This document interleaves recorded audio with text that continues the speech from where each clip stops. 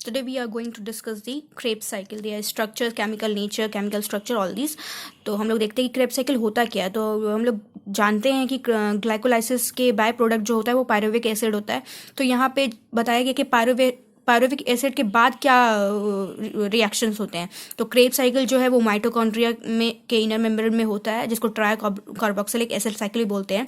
तो pyruvic acid का oxidation करके जो CO2 और H2O फॉर्म होता है उसी को क्रेब साइकिल बोलते हैं, जिसको फर्स्ट डिस्कवर किया था सर हेंस क्रेब इन 1936. तो इसमें बहुत सारे स्टेप्स है. तो हम लोग पहले इस चार्ट को डील कर लेते हैं, इसका ओवरऑल साइकिल इवेंट देख लेते हैं. उसके बाद हम लोग इस सारे रिएक्शन को एक वन बाय वन देखेंगे कि ये रिएक्शंस कैसे प्रोसीड करता है.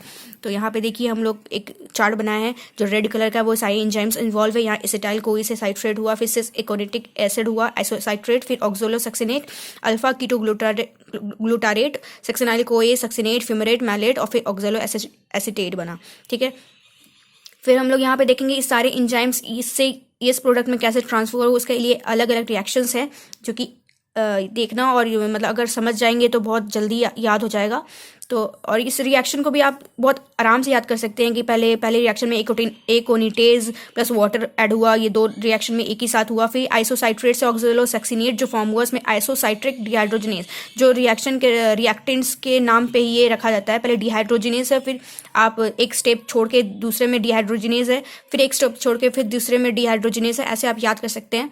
फिर डिकार्बोक्सिलेज एक जगह रिलीज हुआ है CO2, और फिर इसका जो रिएक्शंस है NAD प्लस से NADH2. तो इसको भी आप ऐसे याद कर सकते हैं कि NADH2 हर जगह पे ऐड हुआ है यहाँ पे. उसके बाद यहाँ पे बस एक याद करना कि FADH2 से FAD कैसे हुआ है. उसके बाद फिर वाटर यहाँ पे रिलीज हुआ है, फिर NADH2 और फिर ये हुआ. तो अब हम लोग इसके वन बाय वन रिएक्शन देखते हैं कि कैसे यहाँ पे हुआ. तो देखते हैं formation of acetyl co enzyme में. तो ये हमारा पायरुविक एसिड है. तो कुछ नहीं है, ये पायरुविक एसिड का स्ट्रक्चर है, ये इंटरमीडिएट प्रोडक्ट है, ये बाय प्रोडक्ट है. तो यहाँ पायरुविक डिहाइड्रोजनेज ऐड होगा, जैसे कि हम लोग चार्ट में देखिए हैं. तो थियामिन पायरोफॉस्फेट ऐड होता है यहाँ पे, और ये जो COH जो यहाँ पे था, ये CO2 रिलीज होके यहाँ पे H बच जाता है. तो इस प्रोडक्ट को क्या बोलेंगे, अल्फा हाइड्रोक्सी इथाइल TPP. ठीक है, कॉम्प्लेक्स. तो फिर इसमें क्या होता है, इसमें फिर लिपोइक एसिड ऐड होता है, जैसे कि यहाँ लिपोइक एसिड का स्ट्रक्चर आप देख रहे हैं. फिर लिपोइक एसिड ऐड होता है, तो ऐड होने के लिए इसको जगह भी तो चाहिए. तो फिर ये TPP और H ना रिमूव हो जाता है. ये H यहाँ का रिमूव हो गया, ये TPP रिमूव हो गया. तो यहाँ पे जो H रिमूव हुआ, यहाँ पे डबल बॉन्ड आ गया, और यहाँ TPP के प्लेस पे आ गया लिपोइक एसिड. और फिर ये H जो है वो SH के साथ बाइंड करके बनाती है एसिटाइल लिपोइक एसिड.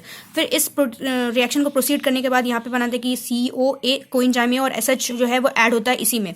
तो यहाँ पे हम लोग इसका देखते हैं एसिटाइल कोएंजाइम्स का ये स्ट्रक्चर है कि यहाँ पे S जो है वो रिमूव होकर COA आ गया, और ये जो बनना रिड्यूस लिपोइक एसिड, ये बन के ये हट गया, ये सारा स्ट्रक्चर. फिर इस स्ट्रक्चर को हम लोग आगे देखते हैं कि ये जो है अब इसका भी रिएक्शन यहाँ दिखाया जा रहा है कि इसका आखिर हुआ क्या. तो NADH डाहाइड्रोलिपोइल डिहाइड्रोजनेज फ्लेवोप्रोटीन के बना के ये सारा स्ट्रक्चर बनाता है. Net result acetyl co enzyme plus NADH2 plus CO2. तो अब एसिटाइल को को हम लोग आगे देखते हैं कि एसिटाइल को का एंजाइम क्या हुआ.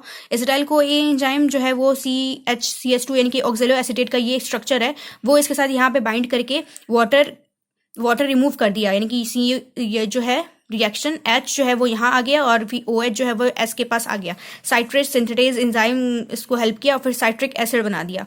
तो आप इस स्ट्रक्चर में देख सकते हैं कि यहाँ पे डबल बॉन्ड हट के COH आ गया, फिर यहाँ COH यहाँ पे ऐड हो गया. ये साइट्रिक एसिड का स्ट्रक्चर है. फिर आ गया साइट्रिक एसिड यानी साइट्रेट से. फिर आगे नेक्स्ट एंजाइम आता है कि एकोनिटेज डिहाइड्रेशन, यानी कि हाइड्रोजन रिमूव होता है. तो यहाँ पे देख लीजिए H है यहाँ पे, या कि ये हाइड्रोजन रिमूव हुआ तो यहाँ पे C डबल बॉन्ड यहाँ इसके साथ बॉन्ड बना लिया. ठीक है, वाटर जो है यहाँ पे निकल, इसका एक H और इसका ये OH मिला के वाटर निकाल दिया. फिर यहाँ पे सिर्फ हाइड्रोजन ही बच गया. फिर CO है, सारा रिएक्शन तो सेम ही है. सिस एकोनिटेट बोलते हैं इसको. फिर सिस एकोनिटेट से आइसोसाइट्रेट कैसे बनता है, फिर ये वाटर यहाँ से रिमूव मतलब ऐड होता है यहाँ पे. ठीक है, तो यहाँ पे वाटर रिमूव हुआ था, वाटर यहाँ ऐड हुआ था. वाटर ऐड यहाँ क्या होता है कि यहाँ पे सिर्फ हाइड्रोजन आ जाता है और यहाँ पे OH आ जाता है. यहाँ से OH निकला था, यहाँ से H निकला था. अब यहाँ इसके अपोजिट क्या हो गया, यहाँ पे हाइड्रोजन आ गया, यहाँ पे OH ऐड हो गया. तो अब इसका स्ट्रक्चर क्या हो गया, आइसोसाइट्रेट. अब इस आइसोसाइट्रेट में क्या करता है कि फिर हाइड्रोजन रिमूव होता है. यहाँ से 2 हाइड्रोजन हटा, और यहाँ से 2 हाइड्रोजन निकला. तो अब यहाँ डिहाइड्रोजनेज जैसे एंजाइम ही बताता है, इसको ऑक्सिलोसक्सिनेट इसका स्ट्रक्चर हो गया. आप इस स्ट्रक्चर को कंपेयर कर सकते हैं कि OC है, यहाँ पे ये 2 हाइड्रोजन हट चुका है। अब ऑक्सिलोसक्सिनेट से अल्फा कीटोग्लूटारेट कैसे बनता है, तो यहाँ पे CO2 जो यहाँ पे है वो रिमूव हो जाता है, तो बस इस स्ट्रक्चर में CO2 हट गया, फिर इसको अल्फा कीटोग्लूटारेट बोलते हैं। अल्फा कीटोग्लूटारेट में TTP, लिपोइक एसिड, फिर सब ये आके इसमें ऐड होता है, फिर ये सक्सिनाइल कोएंजाइम A बनाता है। तो ये सारे कॉम्प्लेक्स स्ट्रक्चर को आप इस तरह से दिखा सकते हैं कि सक्सिनाइल कोएंजाइम में क्या है, R डबल बॉन्ड हो, R जो है वो ग्रुप है, और फिर S कोएंजाइम A ऐड हो गया, फिर इसमें GDP और PI लगा तो ये RCOH यानी कि सक्सिनेट बन गया। तो इसका स्ट्रक्चर आप देख सकते हैं कि CH2COH CH2COH, तो ये क्या हो गया, सक्सिनेट। सक्सिनेट से अब हम लोग फ्यूमेरेट देखते हैं कैसे बनता है। तो सक्सिनेट से फिर साइटोक्रोम B Fe+3 जो है वो Fe2 में चेंज हो गया और हाइड्रोजन हट गया, हाइड्रोजन ऐड हो गया, तो CH यहाँ पे H, यहाँ का H, 2 H रिमूव हुआ, H2 यहाँ लिखा हुआ है, H2 हट गया, फिर CH2COS से ये बन गया CH फ्यूमरेट बन गया। ठीक है, फ्यूमरेट से फिर हम लोग देखते हैं मैलेट कैसे बनता है। तो ये जो स्ट्रक्चर फ्यूमरेट है इसमें वाटर ऐड हुआ, तो वाटर कहाँ पे ऐड होता है देखते हैं हम लोग। यहाँ CH था, यहाँ पे H2 हो गया और OH यहाँ पे आके ऐड हो गया, तो ये क्या हो गया, मैलेट हो गया। अब मैलेट से हम लोग देखते हैं ऑक्सिलोसक्सिनेट कैसे बनता है। तो यहाँ पे देख लिए कि ये जो है ये मैलेट का स्ट्रक्चर है। अब यहाँ से जो है वो वाटर हटेगा तो क्या बन जाएगा, ये CH2COH सेम ही है, और यहाँ से वाटर ये सारा हटा तो यहाँ डबल बॉन्ड आ गया, C डबल बॉन्ड O और फिर COH, ऑक्सिलो एसीटेट।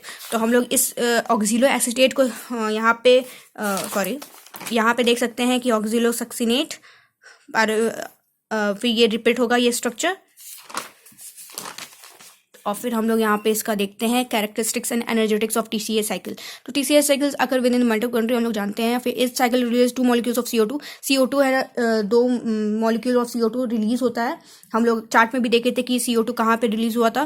फिर फिर इस cycle begin with reaction between acetyl co and oxalo acetate और एसिटाइल को एंजाइम रिएक्शन बना के वो फिर साइट्रेट बनाता है, तो हम लोग चार्ट में देखे हुए थे। फिर बैलेंस शीट देखते हैं कि पायरुविक एसिड से एसिटाइल को एंजाइम A जो रिएक्शन किया था तो उसमें क्या बना था कि 3 मॉलिक्यूल्स ऑफ 2 6 बनाया था। आइसोसाइट्रेट से ये 2 मॉलिक्यूल्स ऑफ 3 कार्बन से बनाया था 6, और फिर सारा 30 ATP बनाया था। ठीक है, तो अब यहाँ पे हम लोग कंक्लूजन देखते हैं कि ग्लाइकोलाइसिस जो हम लोग पहले पढ़ चुके थे वो 8 ATP बनाया था, क्रेब साइकिल जो है 30 ATP बनाया था, और नेटगन क्या हुआ हमारा 38 ATP।